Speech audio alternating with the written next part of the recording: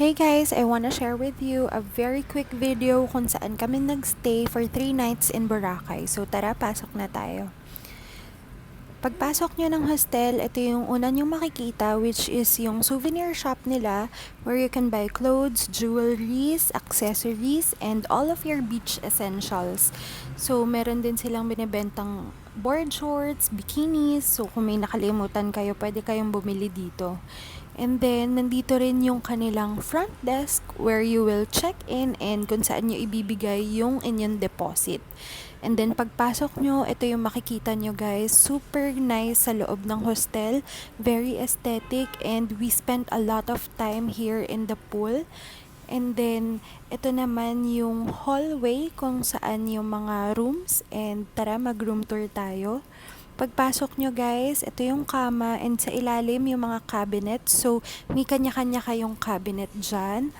And then, since hostel nga ito, if you are less than 4 people, may makakasama kayong stranger talaga sa room since hostel nga siya. Share ko lang yung detail nung kama guys. May kanya-kanya kayong electric fan.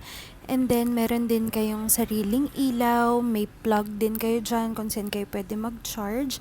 And we only paid 800 pesos per head per night dito. So, total lang 2,400 lang yung binayaran namin. And then, ito naman yung tattoo shop ng hostel. So, open to from 3 p.m. to 12 midnight. And then, ito naman yung kanilang bar area. Meron silang happy hour from 1 p.m. to 8 p.m. And nag-o-offer din sila ng Mediterranean food. And ito yung kanilang parang game area. So, na-maximize din namin tong billiards and yung kanilang table tennis. So, pwede rin kayong maglaro dyan for free. Walang bayad yun. And then, kung nag-short kayo ng cash, meron silang ATM dito. And kung may mga tumbler naman kayong dala, pwede kayong mag-refill dito. And then, ito naman yung board nila kung saan yung makikita yung mga events for the whole week. And actually, sumali din kami sa kanilang game night and binigyan nila kami ng free drinks for participating.